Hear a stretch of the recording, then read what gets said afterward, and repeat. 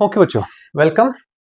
इस तीसरी क्लास में हम पढ़ेंगे about rational and irrational numbers और using fundamental theorem of arithmetic, that is 2 raise power x 3 raise power y and so on and so forth, जो prime factorization किसी भी नंबर का लिखा जा सकता है। तो मेरे बच्चों, उसको इस्तेमाल कैसे करें हम एक रैशनल नंबर को जज करने के लिए, क्या वो इरेशनल है, मतलब एक नंबर को जज करने के लिए कि वो रैशनल है या इरेशनल नंबर है ना। पहले तो ये समझते हैं कि रैशनल इरेशनल होते क्या। सबसे पहला, रैशनल नंबर सबसे पहली डेफिनेशन ऐसे लिखा जा सकता है, खत्म बात। अगर आपके पास नंबर है तो आप डेसिमल्स के पीछे नहीं दौड़ेंगे, पहले नॉर्मल नंबर, अगर ऐसा एक नंबर है वो रैशनल है। जैसे 22/7, आप में से कई लोग सोचेंगे अरे ये तो पाई है, ये पाई नहीं है, it is the nearest rational number two pi. Okay, तो 22/7 क्या रैशनल होता है? ये रैशनल होता है क्यों? नॉट बिकॉज कि इसमें 3.14 समथिंग, नहीं, because it is 22/7, it is rational, it is p/q already. You don't have to prove anything, just look at the number and say it is p/q, hence it is a rational number, बात खत्म। ठीक है।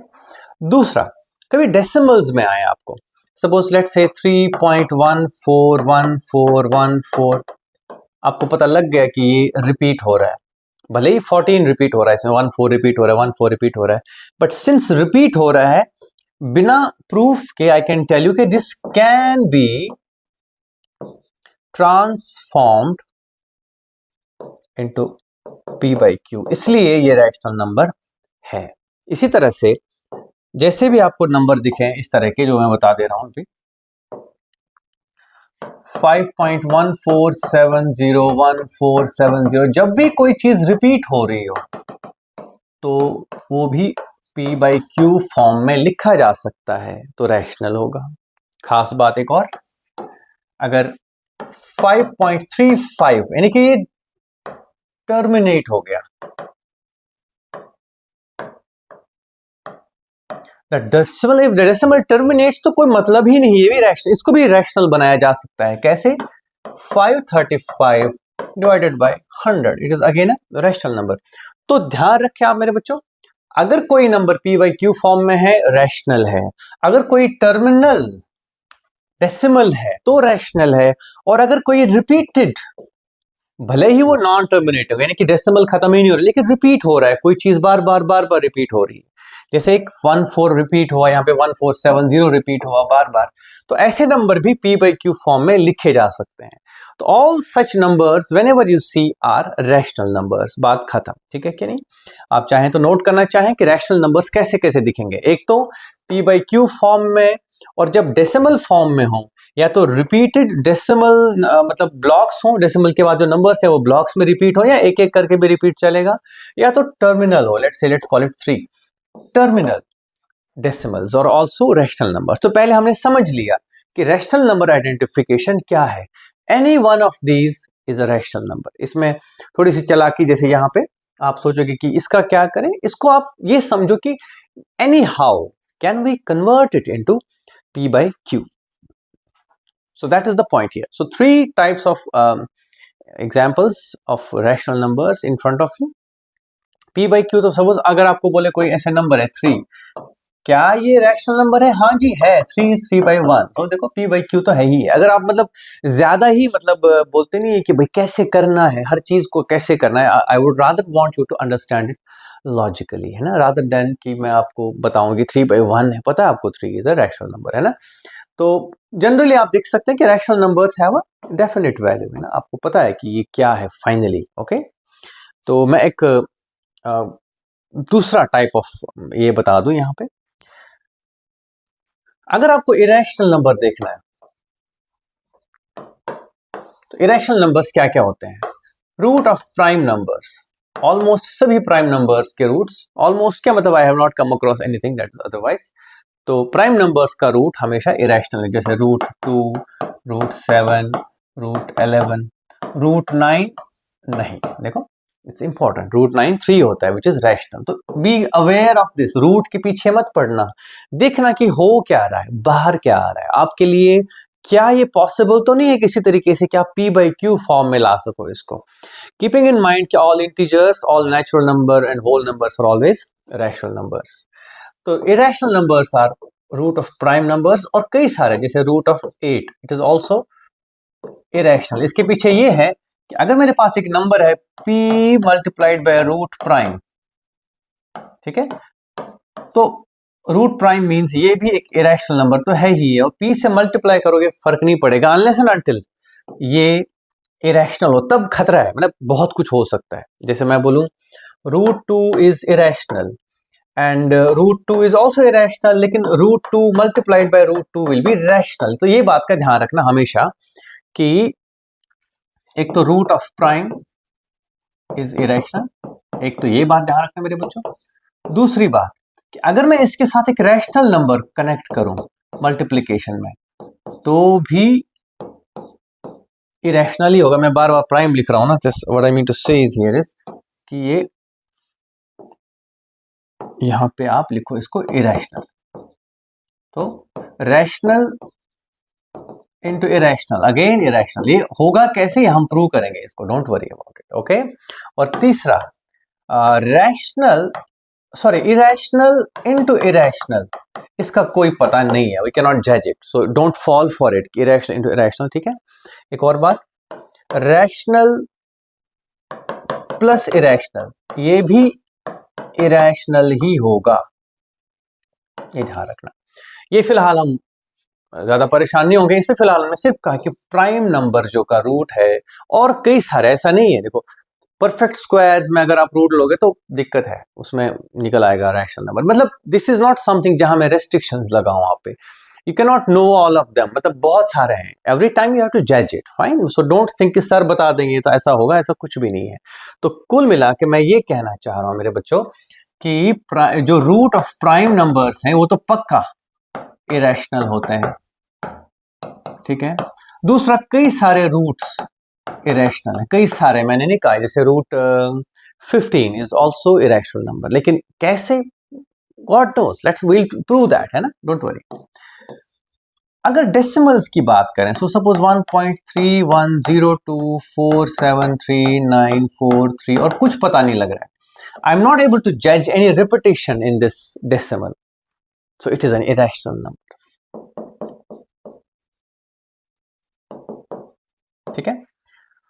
जैसे 1.0100100001, इसमें भी पता नहीं है हमको, it is most likely for you can remember it as an irrational number, ठीक है कि नहीं। so these are some examples of irrational numbers, that was earlier some examples of rational numbers। अब कुछ नंबर्स हैं जो जनरल यूज में है, जैसे पाई। इसके अराउंड कंफ्यूजन क्या होता है बच्चों को, बच्चे सोचते हैं इसकी वैल्यू 22/7 है, बट नहीं, it is almost equal to, not equal to, almost. मतलब एक मजेदार चीज बताऊं मैं आपको इरेशनल नंबर के बारे में, फिर आपको शायद मेरी बात समझ आए। देखो, एक इरेशनल नंबर कुछ भी हो सकता है, सपोज मैं कहूंगा 3.1372119 चलता रहेगा, there is no end to it, ठीक है। Now what is happening is that means इसकी आपको कभी भी एक्यूरेट वैल्यू पता ही नहीं होगी, सच में कह रहा हूं मैं। You can never know the exact value of an irrational number, ठीक है, there is always something missing, you don't know. जैसे आपने सुना होगा कि जापानीज ने 59 डेसिमल प्लेसेस तक पाई की वैल्यू निकाली है, 3.14, फिर पता नहीं क्या क्या है। आप में से कई बच्चे 22/7 इसको मतलब ऐसे लॉन्ग डिवीजन करके निकाली, ये पाई नहीं है, please and please don't get emotional about it. 22/7 is not pi, it is the nearest number that is rational to the pi, clear. इसलिए हम पाई की वैल्यू, अगर मैंने कहा नहीं इरेशनल नंबर की एग्जैक्ट वैल्यू नहीं पता होती है, तो pi is an irrational number बच्चों, इसकी एग्जैक्ट वैल्यू 100% एग्जैक्ट नहीं पता है हमको, लेकिन अप्रोक्सीमेटली ये किसी रैशनल नंबर के बराबर है, वो 22/7 है। तो आई होप ये बात आज क्लियर हो गई हो कि pi is an irrational number. What do we know about pi? It is a number which is irrational, its number of decimal places is not completely known, right? Its exact value is not yet known, you can say that। जितने decimal places तक आप जाओ, जैसे कोई 50 places तक गया हुआ है ज्यादा accurate measurements के थ्रू, तो पाई की जो वैल्यू है इटसेल्फ वो 100% पता नहीं है हमको, लेकिन उसके नजदीक से नजदीक, इसको आप बोल सकते हैं सबसे नजदीक की रैशनल नंबर क्या है पाई का, 22/7। इसीलिए अगर अक्सर आपको बोले कोई पाई की वैल्यू 22/7 ले लेना, दैट्स व्हाट इट इज, ठीक है कि नहीं। तो that was about irrational number. There is one more irrational number जिसको हम बोलते हैं ई, आइलर्स नंबर, है ना. ठीक है, तो let's not worry about it, it's usually for you in your higher classes, 11th 12th में आप पढ़ोगे इसके बारे में. तो नेवरदलेस इसका कुछ वैल्यू होता है 2.73, फिर मुझे भी याद नहीं है सच कहूं तो. Okay, end of course it's an irrational number. तो कभी पूछे आपको रैशनल इरेशनल डेसिमल्स में, तो आइडेंटिफाई कर पाना should not be an issue. Okay, I will summarise this part and then will move on to the next. That is rational numbers में क्या क्या देखा हमने. एक तो p बाई क्यू फॉर्म में लिखा जाए जिस नंबर को, होता ही होता है, और जिसको रिड्यूस किया जा सके p बाई क्यू फॉर्म में, या तो खुद सीधे सीधे लिखा जाए या रिड्यूस करा जा सके. जैसे 1.35 टर्मिनल डेसिमल्स, मतलब जिनके डेसिमल्स रुक जाए. ठीक है, बिकॉज आपको इसको सीधे सीधे 135 बाई 100 लिख सकते हो इसको, एंड और भी हो तो उसको भी कर सकते हो. एंड देन मेरे बच्चों, अगर कोई डेसिमल है लेकिन रिपीट हो रहा है, उसमें से कोई particular, it doesn't matter, 3 numbers, 4 digits, 5, whatever it is, but repetition हो, आपको बार बार पता लग रहा है कि ऐसा हो रहा है, तो this can also be reduced into p by q. कैसे? Let's not get into that. This is your decimal हो या डायरेक्ट नंबर हो. And if you go on to irrational numbers, irrational numbers में मैंने कहा रूट ऑफ प्राइम्स है, ई है, pi है, और any decimal that has no order.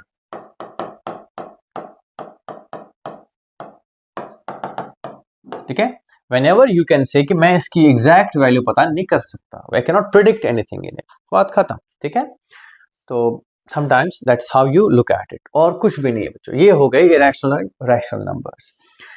अब जो हमारा टॉपिक है, ये तो चलो आइडेंटिफिकेशन हो गई. आपके सामने ऐसे क्वेश्चंस आए कभी कभी कि रैशनल है इरेशनल है, you should be able to identify them. अब हम बात करेंगे आज हाउ टू प्रूव रूट 2 है या रूट 7 है या रूट 3 है. Let's not get into two many details. इनमें से अगर किसी को आपने प्रूव करना है कि रैशनल है या इरेशनल है, तो ये कैसे किया जाए. ठीक है, जनरली बच्चे इसमें थोड़ा सा स्ट्रगल करते हैं बिकॉज ये डेरिवेशन जैसी लगती है बच्चों को. सो आई होप कि आप लोग समझ सको जो मैं आज समझाऊं, है ना. सो लेट्स से टारगेट क्या है हमारा. हम एज्यूम करेंगे, लेट्स से रूट 2 की बात करें, इज रैशनल. एज्यूम किया रैशनल, और फिर ये शो करेंगे कि हमारा एजम्पशन गलत है. दैट मीन्स ये रैशनल नहीं है. तो मैंने स्टार्टिंग में ही कहा था, अगर एक नंबर रैशनल नहीं है तो वो क्या होगा, वो इरेशनल होगा. That's the idea. ओके, इसी चीज का इस्तेमाल करेंगे. तो let's get involve into this.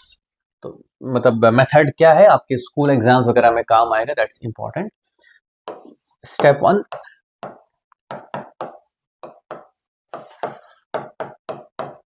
यहां पे एक चीज और है, P एंड Q आर को प्राइम, यानी कि मैं यहां ये कहना चाह रहा हूं कि इसमें फर्दर, बोलते नहीं वो हम उर्दू में, कसर काटने की जरूरत नहीं है ना, फर्दर फैक्टर्स काटने की जरूरत ना पड़े. लेट्स से सपोज देखो, ऐसे मैं ये कहना चाह रहा हूं 77 by 11 is a rational number, p by q है, लेकिन इसको अगर हम कट करें तो ये 7 बाई 1 भी लिखा जा सकता है. सही बात है. तो हम एज्यूम करेंगे ठीक है यार, हम फाइनल स्टेज, स्टैंडर्ड फाइनल है, इससे ज्यादा कटिंग करने की जरूरत नहीं, इसलिए P एंड Q आर को प्राइम हमने मान लिया है कि हम फाइनल पॉइंट पे पहुंच गए हैं. सिंपलेस्ट फॉर्म में हम एक रैशनल नंबर को लिख पाएंगे. क्लियर है कि नहीं? That's what is important to be understood here. तो step 1, let root 2 is P by Q which is a rational number. Okay, let root 2 is rational. Target हमारा ये है कि हम ये शो करेंगे कि ये रैशनल ही नहीं है, and hence it is irrational. The point is this. तो P and Q are coprime means आपस में कोई फैक्टर नहीं है. ठीक है, that means root 2 is equal to P by Q, और P is equal to root 2 into Q. अब मैं इसका स्क्वायर करूंगा, then P square is equal to 2 into Q square. ठीक है, फंडामेंटल थ्योरम ऑफ अरिथमेटिक का ध्यान देना बेटे. देखो, अगर हमारे पास एक नंबर है जिसमें 2 रेज पावर 2 है, 3 रेज पावर 5 है, and so on and so for है, let's say it's a number. अगर मैं इसका पावर कितना भी बढ़ा दूं, लेट्स से a स्क्वायर कर दूं मैं, तो प्राइम फैक्टर्स नहीं बदलेंगे, ध्यान रखना। यानी कि कहीं इसमें सपोज लेट्स से दिस यही नंबर ले लेते हैं, इतना ही रोक लेते हैं इसको। लेट्स से हमारे पास ये नंबर है, ठीक है कि नहीं।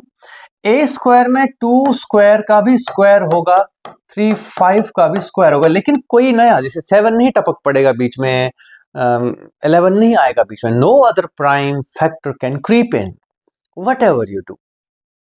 कॉरस्पॉन्डिंगली मैं कहूंगा अगर ए स्क्वायर में 2 है प्राइम फैक्टर, तो ए में भी 2 होगा, बात खत्म। ओके, फिर से समझा रहा हूं, देखो मैं कह रहा हूं मेरे पास एक नंबर है, let's say b is equal to let's say 2 raise power 10 and 3 raise power 8, suppose ये एक नंबर है।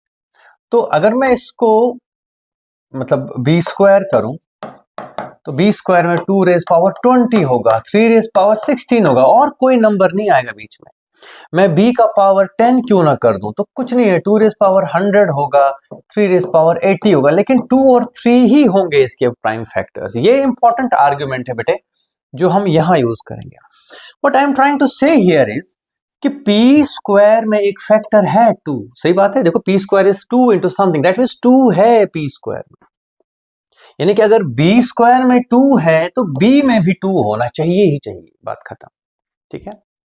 ओके, इंटरेस्टिंग बात यहां पे। What I am trying to say is p square has a factor 2 implies that p has a factor 2, ठीक है कि नहीं। ओके, यहां तक आप नोट करो, ये चीज आपके समझने के लिए, बाकी कुछ खास नहीं है। फंडामेंटल थ्योरम के थ्रू ही हम ये बताएंगे कि अगर p स्क्वायर में 2 है फैक्टर, तो दैट मीन्स p में रहा होगा, ठीक है कि नहीं। देख लेना, मैं इसके एग्जांपल्स देना चाहूंगा आपको।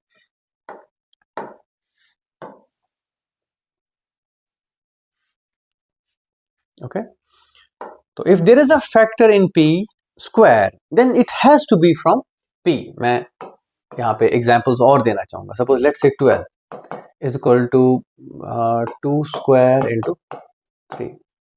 तो बच्चे 12 का स्क्वायर जो है वो होगा 2 raise power 4 into 3 raise power 2। That means अगर 12 स्क्वायर में 2 है, एक भी है, तो वो कहीं ना कहीं 12 से आया है, दैट्स द पॉइंट, ठीक है कि नहीं। ये पॉसिबल नहीं है कि इसमें 2 है तो वो इसमें ना हो, इम्पॉसिबल।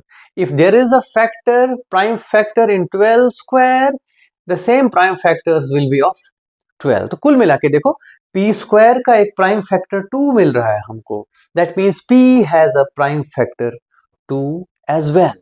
द टारगेट ये है। ओके, आपने अगर नोट कर लिया हो तो मैं आगे बढ़ना चाहूंगा।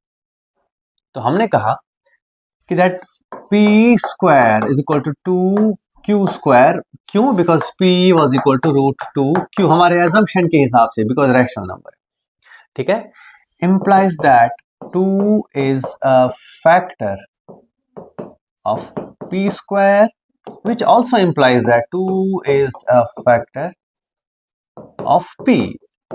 कौन सा थ्योरम ये आपको ये कहने की जो हिम्मत देता है, वो है फंडामेंटल थ्योरम ऑफ अर्थमेटिक, ठीक है कि ना। हमने अभी देखा कि a में अगर 2 है तो a स्क्वायर में भी 2 होगा, कन्वर्सली a स्क्वायर में अगर 2 है तो a में भी होगा, कनेक्टेड है चीजें। ओके, तो ठीक है, that means p is something into 2, कुछ होगा p का अगर इटसेल्फ, यानी कि p में अगर 2 है तो p ऐसे लिखा जा सकता है। लेकिन अगर ये हम वापस इस इक्वेशन में डालें, तो we have to show that 2k का square is equal to 2q square, and I can say 4k square is equal to 2q square. 2 and 2 cancel, तो I can say q square is 2 times k square. ये तो फिर वहीं आ गए, that means q has यानी कि q square has a factor 2 implies that q also has a factor 2। ध्यान से, टारगेट इतना सा है कि हमने पहले p में प्रूव किया कि 2 है, और उस चक्कर में हम ये बता पा रहे हैं कि q में भी 2 है। लेकिन अगर आपको ध्यान हो, स्टार्टिंग में assumption क्या था, root 2 is equal to p by q, and p and q are coprime. और अगर P and Q coprime तब ये ट्रू है, लेकिन यहाँ पे क्या निकल के आ गया, Q में फैक्टर 2 है एंड P में भी फैक्टर 2 है, दैट मीन्स ये एजम्पशन ही गलत है, तो ये रूट 2 रैशनल नहीं इरेशनल है। आई एम एब्सोल्युटली श्योर कि आपको सारा कुछ रिटेन नहीं हुआ होगा, एब्सोल्युटली श्योर। आप एक नजर रखो इस पे, टारगेट रखो क्या चाहिए। हमने एज्यूम किया था कि ये दोनों को प्राइम है और रूट 2 P बाई Q है, खत्म बात। लेकिन हम ये देख रहे हैं कि हम ये प्रूव कर पा चुके हैं कि root 2 is a factor of P as well as Q, that means ये एजम्पशन गलत है, P और Q एग्जिस्ट नहीं कर रहे हैं कि को प्राइम, यानी कि फाइनल स्टेट में एग्जिस्ट नहीं कर रहे हैं। We will not get an answer.